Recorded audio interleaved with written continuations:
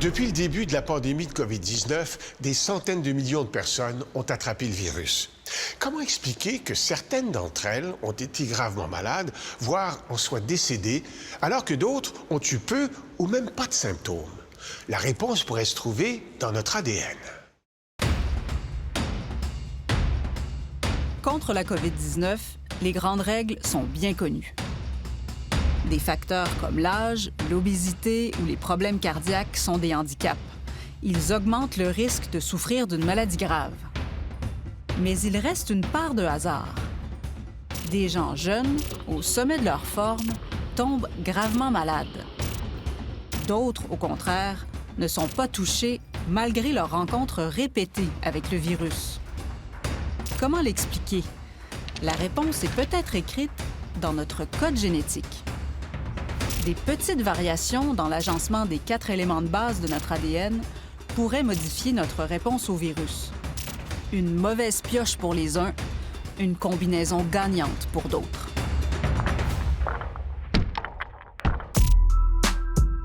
Si Dominique Domen manie le poêlon avec tant d'enthousiasme, c'est qu'il a bien failli ne jamais remettre les pieds dans sa cuisine. Plus de goût ni d'odorat, c'est l'ironie de la COVID. Originaire des Philippines, infirmier de formation, il s'est recyclé dans la restauration un peu avant la pandémie. Je suis très heureux, c'est ma passion. À 37 ans, son dernier problème de santé remonte aux années 90, une pierre au rein. Mais en mai 2021, il attrape la COVID. Au début, ça allait, je récupérais. Mais un mois plus tard, je ne sais pas ce qui s'est passé. J'ai dû aller à l'hôpital. J'avais de la fièvre, une éruption cutanée, des maux de tête et je vomissais. Dominique a passé 1 mois à l'hôpital, dont plusieurs jours intubé aux soins intensifs. Ses poumons, ses reins, son foie ont lâché. C'était très grave et traumatisant. J'étais entre la vie et la mort. Les médecins ont conclu qu'il avait souffert d'un syndrome inflammatoire multisystémique provoqué par le virus, une complication rare de la COVID-19. Si rare que des chercheurs ont inclus Dominique Domen dans leurs études. À l'Institut de recherche Lady Davis de l'Hôpital général juif de Montréal, une équipe dirigée par l'endocrinologue Brent Richards tente d'élucider ce mystère. Pourquoi certaines personnes subissent des complications de la maladie alors qu'ils n'ont aucune prédisposition connue? Pourquoi quelqu'un a eu une maladie sévère et une autre personne a eu presque rien des symptômes? Même âge, même situation économique, même facteur de risque comme l'obésité, comme le diabète. Mais malgré ça, il y a une grande différence dans la sévérité de la COVID-19. Avec son collègue infectiologue Guillaume Butler-Laporte, ils explorent une piste encore peu fréquentée, la génétique. En médecine, ce qu'on se dit, c'est qu'il doit y avoir quelque chose de plus. Puis si on a éliminé l'environnement, les facteurs épidémiologiques, bien, il reste vraiment juste la génétique. Notre ADN peut influencer notre réponse aux maladies infectieuses. On sait par exemple que certains gènes ont un impact sur notre réaction à une infection par le virus de la grippe. Dans le cas du VIH, un gène protecteur a été identifié il y a déjà plus de 25 ans. Mais le domaine reste relativement méconnu. On ne savait pas trop dans quoi on s'embarquait, même la communauté scientifique. Est-ce qu'on allait réellement trouver quelque chose qui allait nous permettre de trouver des thérapies? Puis finalement, bien, on était agréablement surpris. C'est un effort colossal, mené par des centaines de chercheurs partout sur la planète qui puisent dans d'immenses banques de données génétiques. Pour en tirer des conclusions, les experts mènent des études dites pangénomiques. Ils comparent les génomes entiers de centaines de milliers de personnes cataloguées dans ces biobanques avec ceux de milliers de patients hospitalisés ou morts de la COVID-19 pour trouver d'infimes variations dans l'ADN qui pourraient être responsables. Avec cette information, on voit que peut-être un certain pourcentage de la population a une variation comme une lettre C dans leur ADN et l'autre partie de la population une lettre T. Et la question que nous posons, c'est que si les personnes qui ont le C, s'ils ont une tendance à la sévérité de COVID-19 qui est plus élevée que les personnes qui ont le lettre T. De cette manière, les chercheurs ont pu identifier quelques dizaines de portions du génome où des variations génétiques sont liées à la sévérité de la COVID. C'est tous des petits effets additifs. Il y a certaines régions qui augmentent beaucoup le risque. Il y a d'autres régions qui l'augmentent un petit peu moins. Puis chaque personne est comme sur ce spectre-là. Puis il y a du monde qui sont très malchanceux, évidemment. Mais ouais, c'est entre 20 et 30 régions distribuées sur le génome qui, finalement, ont quand même un gros rôle à jouer sur à quel point est-ce qu'on va être malade.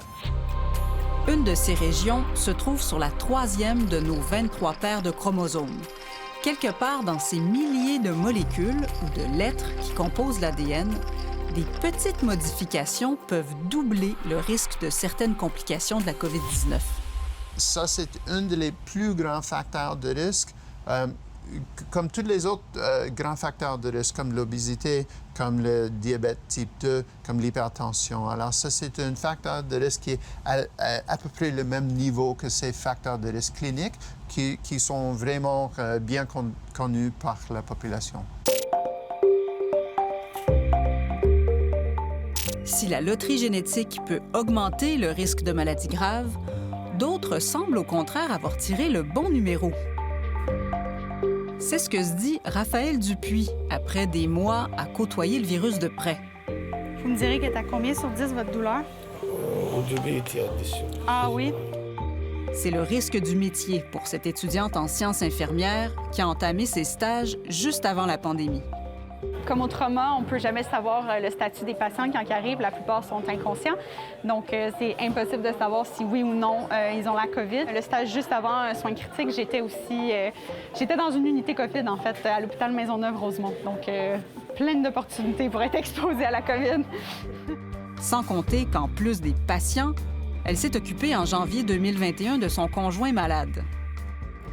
On habite dans un 2,5, pas de porte, rien. Donc, il n'y avait aucune façon pour moi de m'isoler de lui. Je ne l'ai jamais contracté. J'ai passé à peu près 12 tests COVID durant ce moment-là. Par la suite, j'ai eu plein d'expositions aussi à l'hôpital. J'ai eu plusieurs fois des gens autour de moi. Et le dernier Noël aussi, en fait, toute ma famille et toute la famille de mon conjoint ont été testés positifs. Et je ne l'ai toujours pas eu. Dans l'espoir de comprendre, Raphaël Dupuis s'est porté volontaire dans une étude menée par l'équipe du Dr Donald Vinn au Centre universitaire de santé McGill. Ça, c'est notre mur de secrets. Toutes les prochaines découvertes sur ce tableau. Il y a juste à les trouver, c'est ça? C'est ça, exactement. Le microbiologiste infectiologue s'intéresse à ceux qui ont eu jusqu'ici l'avantage sur le virus. Il y a des personnes qui semblent être complètement résistantes. C'est-à-dire, ils ont fait des tests, soit PCR ou un test rapide, puis c'était toujours négatif. Et ça, c'est intéressant parce que ça suggère que ces personnes sont résistantes, pas à la maladie, mais même en amont de l'infection. Et nous, on cherche pour les raisons génétiques ou moléculaires pour expliquer cette résistance en espérant que ça peut nous éventuellement donner des outils à combattre la pandémie. On peut regarder l'impact sur la morphologie en espérant qu'on voit quelque chose dramatique. Donald Vinn tente d'identifier des variations génétiques protectrices en comparant le génome de gens apparemment résistants au virus avec celui de personnes infectées. Qu'est-ce que ça va nous donner? C'est au lieu de regarder 22 000 gènes dans le génome humain, ça va nous donner des pistes à poursuivre, peut-être quelques centaines de gènes. Et on va faire après ça des tests moléculaires ou biologiques pour prouver qu'en fait, ces variants ou ces mutations dans les gènes sont responsables pour la résistance clinique qu'on voit. Donald Vinn collabore avec des chercheurs d'un peu partout dans le monde pour recruter le plus grand nombre possible de ces chanceux qui ont échappé à la COVID-19. On cherche pour des gènes qui pourraient être rares pour ce qu'on appelle une résistance récessive, c'est-à-dire que les deux copies de gènes doivent porter le variant pour expliquer la résistance. Et donc, on cherche pour vraiment une aiguille dans le foin. Pour les chercheurs, une fois trouvées les bonnes aiguilles dans la botte de foin génétique, de nouvelles solutions devraient émerger. Alors, le but ultime ici, c'est de ne pas juste identifier des gènes ou des molécules qui expliquent la résistance, mais de le traduire pour que ça devienne des nouveaux traitements. C'est aussi l'avis de l'équipe de Brent Richards. Pour ça, il mise entre autres sur une autre région du génome située sur le chromosome 12. Là, un gène appelé OAS1 contrôle un mécanisme lié à l'élimination de l'ARN viral par nos cellules.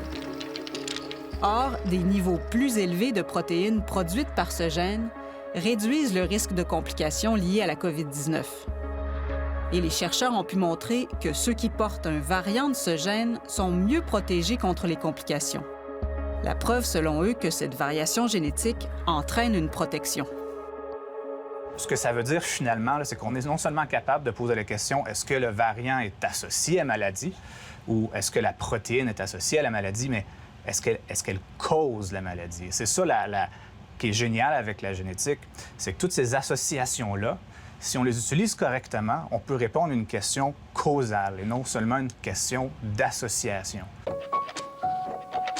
Récemment, une étude clinique a justement montré qu'un médicament qui influence la quantité de OAS1 dans l'organisme peut réduire le risque de complications de la COVID.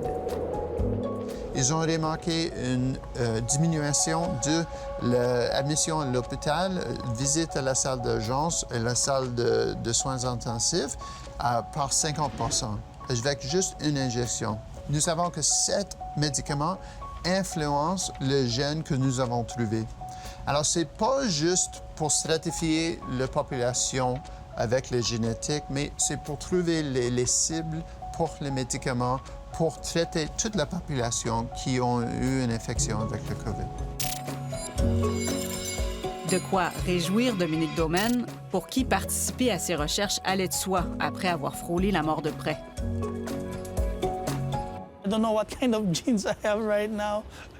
Je ne sais pas quelle sorte de gène j'ai, mais pour moi, c'est une deuxième vie.